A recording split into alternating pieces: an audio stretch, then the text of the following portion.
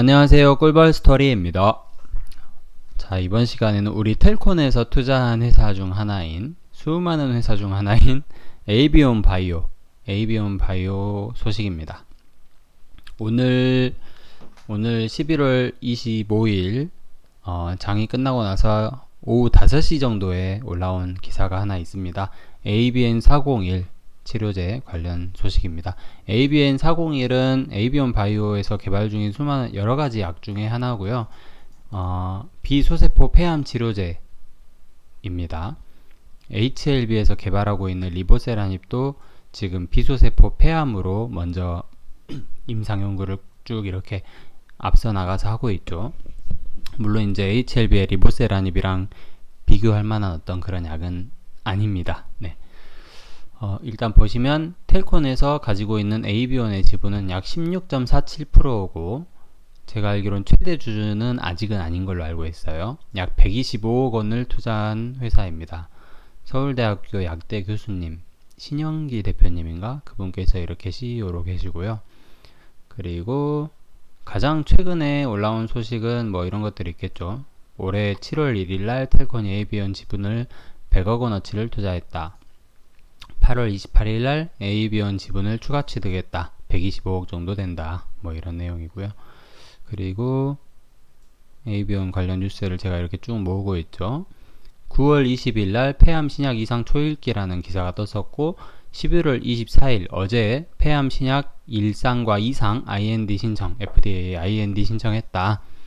그리고 11월 25일 오늘 날짜가 이제 신장 독성을 최소화했다. 이런 소식입니다. 상당히 적극적으로 기사를 보내주고 있고요. 그런 이유에선지 오늘 계속 파란불이던 주가가 장 막판엔 좀 상승해서 약 3%, 2.5에서 3% 정도 상승을 했어요.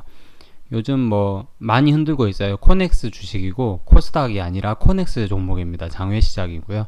장외 종목 치고 상당히 거래량도 거래량은 모르겠지만 어쨌든 이 주가가 상당히 유동성이 큽니다. 그런 종목이라고 생각하시면 될 것 같아요.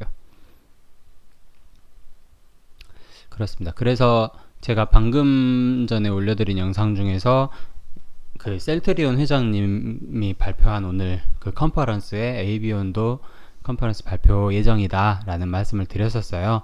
그래서 이게 지금 에이비온 홈페이지인데 여기에서 보시면은 뉴스 있죠. 뉴스 보시면 이렇게 자기네 기사를 이렇게 하나하나 업데이트를 해두고 있습니다. 11월 24일, 11월 25일. 그래서 클릭을 하시면 이 기사가 떠요. 같이 한번 보실게요. 에이비온 바이오 유전자 변이 항암제 ABN401 신장 독성 최소화. 신영기 에이비온 바이오 대표가 25일 서울 중구 롯데호텔에서 열린 뉴스원 주최 글로벌 바이오 포럼 2020에서 항암, 희귀질환 치료제 관련 기업 IR을 하고 있다. 에이비온 바이오가 환자 맞춤형 치료 표적 항암제 ABN401로 특정 유전자 변이가 일어난 암 환자 치료에 박차를 가하고 있다. ABN401과 동일한 표적 단백질을 갖는 1세대 치료제와 달리 신장 독성 부작용을 최소화한 것이 특징이랍니다. 신영기 대표는 글로벌 바이오 포럼 2020에서 이 같은 내용을 발표했다. ABN401은 국내 최초의 유전자 변이 표적 항암제로 c-MET 단백질 변이로 인해 암이 발생한 환자를 치료하는 맞춤형 항암제이다. c-MET는 세포에 신호를 전달하는 단백질 중 하나로 대표적인 암 유발 유전자로 꼽힌다. 이게 이제 단백질이 우리 몸이 거의 다 단백질로 이루어져 있잖아요. 근데 그 단백질이 뭔가 이렇게 변성이 생기면서 어떤 이유로 변성이 생기면서 그 열이 가해지거나 하면 변성이 생기죠. 그걸 염증이라고 하고 그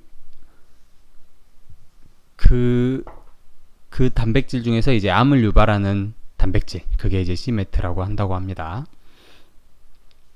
앞서 c-MET의 발현을 억제해 암 발생을 늦추는 표적항암제들이 이미 개발된 바 있으나 복용 시 신장 독성을 유발하는 부작용이 있다.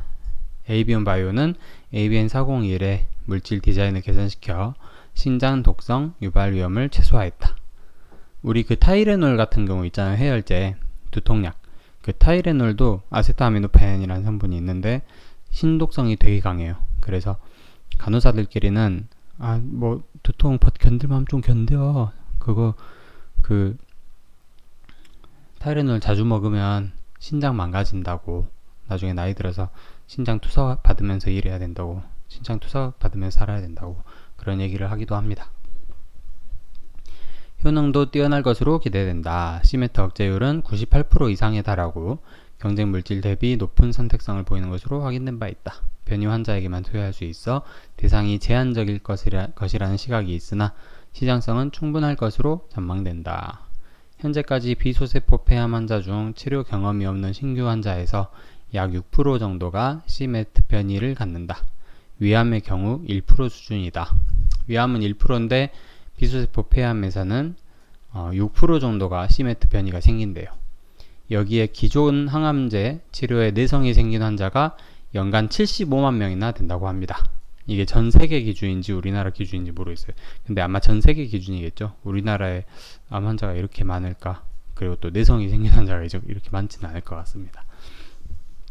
이 중에 약 20%, 그러니까 한 15만 명 정도죠. 1년에 15만 명 정도가 C메트 변이 환자로 알려져 있다. 상당히 약 가격도 높아지겠죠. 이 변이 환자, 특수성 있는 환자들에 대한 치료제라면. 신 대표는 목표 환자군이 생각보다 적지 않다면서 비소세포 폐암뿐만 아니라 위암 환자에서 발생하는 비율도 전 세계에서 1% 수준이나 임상 진행에 따라 새 시장이 열릴 거라고 기대하고 있다고 말했다. 한편 에이비온 바이오는 한국과 호주에서 ABN401의 임상 1, 2상을 진행하고 있다. 이게 임상이 저도 HLB를 갖고 있잖아요. HLB 리보세라닙도 비소세포 폐암 치료로 이렇게 임상을 진행 중인데 글로벌 임상을 하는 회사는 상당히 이렇게 약물에 자신감이 있는 회사겠죠. 근데 일단 국내 임상을 먼저 하는 게 어떤 더 나은 방법일 수도 있을 것 같습니다. 약간 전략적으로 이렇게 선택을 하는 건데 글로벌 임상은 상당히 돈도 많이 들고요. 시간도 많이 필요해요. 대신에 일단 글로벌 임상이 성공을 하면 국내 임상은 당연히 이렇게 패스되는 수준이 있겠죠. 근데 반대로 국내 임상을 먼저 성공을 하고 국내에서 어느 정도 시판을 하고 나서 우리나라 바이오 학계가 그렇게 세계적으로 인정을 못 받는 나라가 아니기 때문에 그걸 기반으로 FDA 승인도 받고 FDA 임상도 좀 더 빠르게 진행하는 그런 방식도 충분히 가능할 거라고 저는 생각이 듭니다. 그렇습니다. 그래서 좀 특이하다고 할 점은 요새 유난히 AB온 관련해서 기사가 좀 자주 뜨고 있어요. AB온에서 기사를 많이 띄우고 있어요. 그런 점이 하나 있고, 참고적으로 보시면 AB온에서 개발 중인 약물을 한번 보실게요. 제가 어제 이거를 좀 말씀 다시 한번 드리려다가 못 드렸습니다. 어제 오늘 계속 기사가 뜨고 있는 거는 ABN401 약물이고요. R&D 파이프라인 중 하나입니다. C메트 변이 고형암, 폐, 간, 위에 대한 적응증이 있고요. R&D 비임상 1상, 2상을 진행 중입니다. 그러죠? 그리고 ABN101이 있는데 얘 같은 경우에는 비임상 독성 시험 진행 중이에요. 비임상 중이고, 그 다음 ABN 이거는 이제 ARDS, 우리 그 휴머니젠의 렌질루맙이랑 좀 비슷한 적응증이죠. 급성 호흡기 질환 증후군 ARDS, 그리고 HBV 바이러스, 그리고 코로나에 대해서도 임상 진행 중인 게 이 약물입니다. 예전에 국방과학연구소에서 ABN을 후원한다 그런 얘기가 있었는데 그때 나왔던 약물이 이거예요. ABN101.